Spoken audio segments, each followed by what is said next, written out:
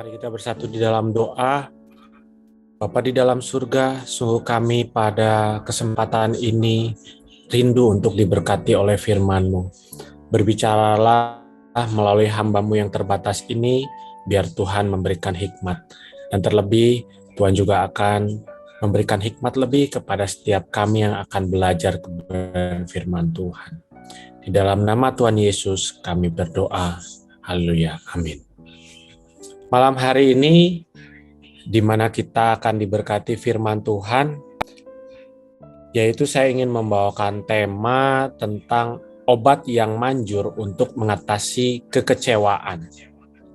Saudara, mungkin di antara kita semua pasti pernah mengalami yang namanya kekecewaan, kebencian, akibat daripada kita dikecewakan orang, ataupun keluarga kita, ataupun mungkin orang yang sahabat kita, dan rasa itu membekas dalam hati dan pikiran kita.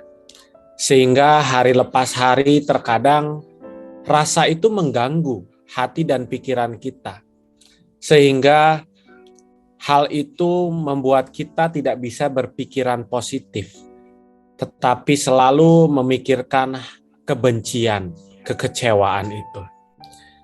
Jujur dalam dunia, dalam prinsip dunia, bila mana orang mungkin melakukan hal yang salah terhadap kita, akan ada hukuman. Haruslah kita mungkin membalas. Ataupun juga ada hal yang mungkin harusnya dia terima sebab akibat daripada perbuatannya. Tetapi bersyukurlah kita hari ini bila mana kita semua telah diberkati oleh firman Tuhan. Di mana ketika kita kecewa ataupun benci terhadap seseorang, kita tidak lagi boleh menggunakan prinsip daripada dunia. Sebagaimana firman Tuhan berikut ini. Kita buka dalam Matius 5 ayat 43 sampai 45. Kamu telah mendengar firman, kasihilah sesamamu manusia dan bencilah musuhmu. Tetapi aku berkata kepadamu, kasihilah musuhmu dan berdoalah bagi mereka yang menganiaya kamu. Karena dengan demikian, kamu menjadi anak-anak Bapa yang di sorga yang menerbitkan matahari bagi orang yang jahat dan orang yang baik, menurunkan hujan bagi orang yang benar dan orang yang tidak benar. Puji Tuhan. Dalam ayat ini merupakan suatu ajaran yang sangat-sangat istimewa, yang kita tidak bisa dapatkan dalam prinsip dunia, yaitu salah satunya berdoa bagi musuh kita. Bahkan gak berhenti untuk berdoa, yaitu mengasihi musuh kita. Inilah satu rahasia besar yang Tuhan berikan. Ibarat kalau mungkin satu penyakit memerlukan obat, inilah obat yang paling manjur. Ketika kita punya kekecewaan, kebencian kepada seseorang, mungkin anggota keluarga kita, pasangan kita, teman terdekat kita, sehingga mereka menjadi musuh kita. Sehingga disinilah kenapa saya bilang obat yang manjur. Pastilah saya dan saudara pernah mengalami kekecewaan, selalu terpikirkan. Bahkan ketika kita baru bangun tidur, tiba-tiba sudah terpikirkan tentang kebencian atau kekecewaan terhadap seseorang. Tetapi sadarkah ketika kita memikirkan kekecewaan dan kebencian itu, sebenarnya disitulah iblis sedang bekerja dalam pikiran dan hati kita agar kita tidak memikirkan firman Tuhan. Maka dari itu cara yang ampuh untuk kita mengampuni ialah kita bagaimana harus mendoakan musuh kita. Kita harus bahkan memberkati orang yang telah menganiaya kita, orang yang mungkin telah menyakiti hati kita. Berkatilah oleh karena itu setiap musuhmu. Berkatilah orang yang telah membuatmu kecewa. Berkatilah orang-orang mungkin yang membuat engkau menjadi benci terhadapnya. Karena itulah hanya satu-satunya obat yang manjur untuk menghapus kekecewaan dalam hati kita. Sebab tidak ada lagi cara untuk bagaimana kita mengobati rasa kekecewaan ini bila mana kita mengandalkan prinsip-prinsip dunia tadi. Sehingga kalau pikiran kita hari ini memikirkan firman Tuhan, maka disitulah firman itu akan mengobati kekecewaan itu. Janji Tuhan itu akan muncul. Dan yang pasti roh yang ada dalam diri kita, yaitu Roh Kudus, dia akan menginsyafkan, dia akan menolong, dia akan menghibur, karena dia adalah roh penolong. Maka dari itu, inilah pentingnya kita merenungkan firman siang dan malam. Sebab bila mana kita hanya memikirkan kekecewaan, kebencian tadi, ibaratnya akan hanya menambah yang namanya akar pahit dalam hati kita. Sehingga kekecewaan itu akan semakin besar menghimpit iman kita. Oleh karena itu, mari kita renungkanlah firman itu siang dan malam.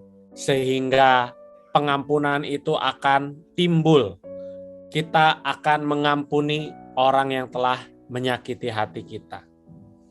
Sebagaimana contoh caranya untuk bagaimana kita mengaplikasikan supaya kita bisa mengampuni. Saya cerita, mungkin ambil satu contoh, sebuah bunga mawar, saudara. Bunga mawar tampak indah, warnanya indah, lalu wanginya harum juga, ya.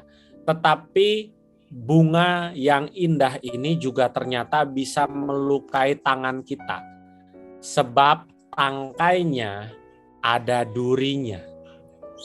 Demikianlah kita dalam bersosialisasi, kita punya teman, kita punya pasangan, kita punya keluarga, kita punya kerabat, kita punya teman kerja. Kita tahu mereka punya sikap yang baik, penampilannya baik, tetapi mungkin juga ada perkataan mereka yang tajam, yang bisa melukai hati kita. Oleh karena itu, janganlah kita juga terpancing bila mana kita kecewa. Kita bisa ambil supaya kita bisa mengampuni mereka, supaya kita bisa bebas dari kebencian. Kita mendoakan setiap orang-orang yang membenci kita atau telah menyakiti hati kita. Enggak harus kita langsung bertatap muka, langsung kita minta maaf atau kita bilang saya telah mengampuni kamu. Memang itu secara manusia, secara daging hal yang sulit. Tapi bagaimana kita mungkin menjaga jarak, tetap kita mendoakan dia, dan pelan-pelan saya yakin dan percaya ketika firman itu hidup dalam hati kita, kita bisa tetap tersenyum kepadanya. Kita tidak mengingat setiap kesalahannya. Bahkan mungkin akhir-akhir ini iblis juga bekerja lewat berbagai media, salah satunya media sosial. Sebagaimana kita mungkin lihat statusnya atau mungkin fotonya ataupun kegiatan-kegiatannya dalam sosial media, kalau itu menjadi salah satu alat untuk iblis men-trigger kekecewaan kita, maka kita pun harus menjauhinya. Supaya kita bisa tetap berdoa, perbanyak membaca firman, merenungkan firman, sehingga saya yakin dan percaya Tuhan akan membantu kita, menghapus setiap luka, mengobati setiap luka tentang kekecewaan dan kebencian itu. Puji Tuhan, mari kita tundukkan kepala dan kita mau berdoa. Bapa di dalam surga, yang kami kenal dalam nama Tuhan Yesus Kristus, kami mau berdoa agar setiap kami mempunyai hati yang taat kepada firman Tuhan. Firman-Mu adalah kebaikan kami, karena firman-Mu mengandung janji, walau terkadang kami tidak mengerti, tapi pimpinlah kami untuk tetap mau melakukannya. Mari saudara, dekapkanlah kedua tangan-Mu di dada. Jika saudara punya pergumulan, persoalan, tantangan dalam karir, studi keuangan, masalah keluarga, ataupun kesehatan, apapun juga termasuk perjodohan, biarlah berkat Tuhan turun ke atasmu dan kekuatan kasih Tuhan turun ke atasmu. Dan percayalah Tuhan akan membukakan pintu-pintu berkat serta damai sejahtera Allah menaungimu senantiasa. Saudara terkasih, jikalau juga dari saudara ada yang sakit, tumpangkanlah tanganmu di bagian yang sakit, supaya menjadi sembuh di dalam nama Tuhan Yesus Kristus. Haleluya. Amin. Jika saudara masih membutuhkan pelayanan doa dan konseling, silakan menghubungi nomor yang tertera di bawah ini. Tuhan Yesus memberkati.